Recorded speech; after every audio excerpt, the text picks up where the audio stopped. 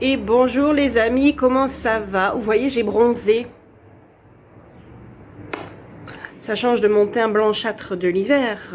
Donc, petite vidéo pour vous donner un peu des nouvelles. Je tiens à ce que mon compte soit 100% vrai, c'est-à-dire pas de vous faire croire que tout est merveilleux.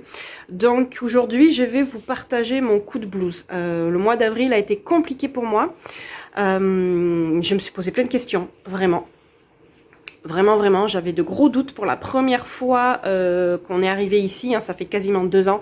C'est la première fois où j'ai eu vraiment des gros doutes, où je me suis dit, qu'est-ce que tu fais là? Est-ce que tu as fait le bon choix? Donc voilà, je vous explique tout, mais d'abord je vous montre quelque chose.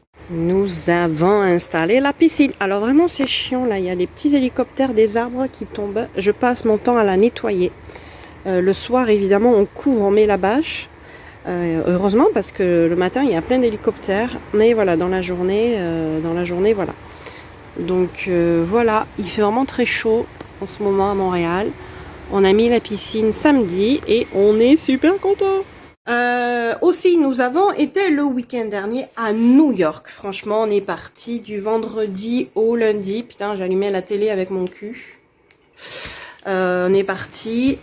On n'a pas eu de bol parce que le samedi, on s'est tapé un déluge phénoménal. Donc, on avait prévu d'aller, vous savez, au mémorial des Tours Jumelles, de faire le musée. Mais vu qu'il pleuvait des cordes, il y avait une queue de 1 heure dehors et 1 heure sous la pluie. C'était vraiment le torrent, le torrent. C'était, d'ailleurs, New York était en alerte crue tellement que ça pleuvait, mais on était trempés. On avait les pieds, les chaussettes, le pantalon tout trempé.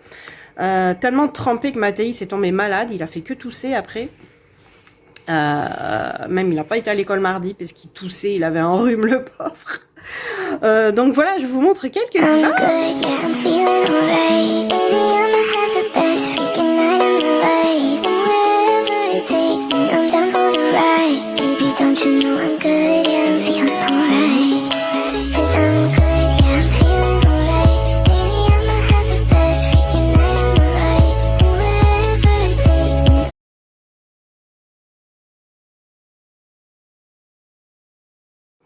Voilà notre petite séjour à New York. Évidemment, j'ai kiffé. Ça m'a fait du bien. Donc voilà, revenons à nos moutons. J'ai eu un gros coup de blues au mois d'avril. Déjà, mes parents sont venus. Ils sont venus 15 jours. Ils sont partis le 15 avril et peut-être c'est le départ de mes parents, je sais pas. Mais j'ai été pas bien. Je me suis focalisée sur ce qu'on n'avait pas encore au lieu de rester focus sur notre évolution. Ça fait quand même 2 ans presque, ça fera 2 ans exactement le 15 juillet qu'on est là. Et on a vraiment évolué, hein. Pour rappel, on est arrivé en permis d'études. Donc moi, j'ai commencé à travailler chez Decathlon. J'étais payé 15,50 $ de l'heure. On n'avait qu'un salaire. Nicolas, au début, il avait un petit boulot. On pouvait pas faire beaucoup, bah déjà parce que c'est fatigant, hein, faire les études, les enfants, enfin voilà. Donc il faisait une dizaine d'heures, mais c'était pas, enfin voilà, on n'atteignait même pas les 2000 $ à deux, quoi. Fait entre mon salaire et son petit salaire à lui, financièrement c'était catastrophique. Autant vous dire qu'on a vidé nos comptes en 1 an, nos économies, donc ça a été très compliqué. Heureusement pour moi, j'ai évolué, hein. Je me suis très vite rendu compte que c'était pas possible. Je suis partie, j'ai démissionné au bout de 7 mois. J'ai été prise chez Desjardins. J'ai commencé à 25 $ de l'heure et aujourd'hui je suis à 28 $ de l'heure. Donc grosse évolution. Nicolas, ça y est, il a fini son permis d'études. Il est diplômé en informatique. Il travaille pour la commission scolaire. Il a 6 semaines de congé, le vénard. Il a passé un diplôme en interne qui lui donne en fait un niveau DEC, parce que là il avait un niveau DEP, mais là grâce à le diplôme qu'il a passé en plus en interne avec son travail, il a le niveau DEC. Ensuite, nous avons déménagé. On a vécu 18 mois dans un appartement, un 4,5. Donc un 4,5 ici, c'est un 2 pièces. Donc c'est une chambre normale, plus un espèce de petit bureau où Elaya dormait, où je travaillais aussi, je faisais télétravail. Et nous, on dormait avec Mathéis. On était enfermés, on avait un mini balcon, on avait vu sur les briques. On a vécu 2 étés comme ça.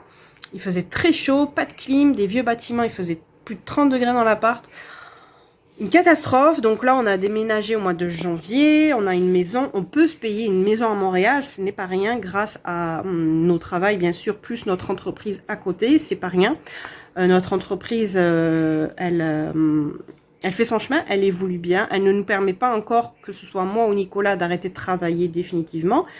Mais voilà, elle nous rapporte comme un troisième salaire et franchement, c'est pas négligeable pour vivre à Montréal, pour se payer une maison à Montréal. Heureusement qu'on l'a. Donc voilà, de ce côté-là, grosse évolution. Mais moi, voilà, j'étais arrêtée sur ce que je n'avais pas encore, ce qu'on n'avait pas encore. Donc, on est locataire, on n'est pas propriétaire. Montréal reste une ville chère, faut pas se leurrer. Nous, on veut rester à Montréal. On a essayé d'aller voir dans des coins, voir si ça nous plairait. Mais ça m'a fait déprimer. Moi, j'aime la ville. J'aime être au calme. Hein. J'aime, vous voyez, là, ma maison, elle est vraiment tranquille. Mais on a le métro à 15 minutes à pied. Voilà, nous, on veut ça. On veut la proximité de la ville à pied tout en restant au calme. Et malheureusement, à Montréal, ça a un coût, ça se paye. Donc, pour l'instant, on ne peut pas. Déjà, il faut mettre de l'argent de côté. Hein, parce que ici, c'est no way. C'est impossible d'acheter si tu n'as pas minimum 5% d'apport du prix du bien que tu achètes. Donc, il faut qu'on remette beaucoup d'argent de côté, déjà, premièrement. Deuxièmement, voilà, on a un projet pour, je vous en parlerai plus tard, si ça marche bien, pour pouvoir avoir assez de revenus pour s'acheter une maison à Montréal. Donc voilà, je m'étais arrêtée là-dessus, qu'on était encore locataire, qu'il fallait encore attendre 2 ans pour être propriétaire, et aussi qu'on soit salariés tous les deux. Nous, on n'est pas venus ici pour vivre salariés. J'ai rien contre ceux qui aiment la sécurité du CDI, entre guillemets, hein, de l'emploi, d'avoir un salaire qui tombe tous les mois, mais nous, c'est pas du tout notre objectif. Pardon. Déjà en France, moi, j'étais patronne, hein. Depuis 2018, j'étais patronne, jusqu'à 2021, venir ici, j'étais à mon compte, je vivais que de ça, hein. Mon activité me permettait de vivre que de ça. Donc pour moi déjà ça a été compliqué de redevenir salarié et ça l'est toujours. Même si je suis en télétravail et que j'ai beaucoup de liberté en télétravail, hein, je reste chez moi. Là cet été, voilà, avec les enfants en vacances et tout, pas les mettre à la garderie l'été ou pendant les journées pédagogiques. Enfin bon, bref, j'ai une liberté que je suis vraiment consciente. Je suis bien payée aussi. J'ai beaucoup d'avantages. Mais voilà, moi, on veut, moi et Nicolas, parce que lui aussi c'est pareil, on veut être libre. Voilà, la liberté financière.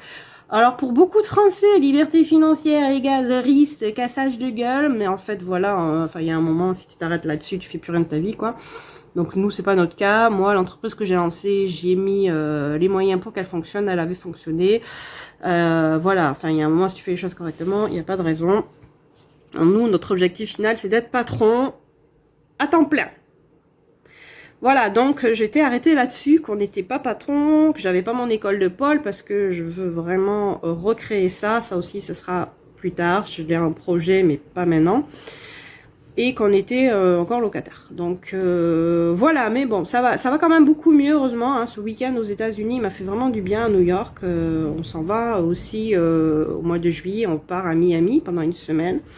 On peut se le permettre maintenant, et voilà, il faut le regarder.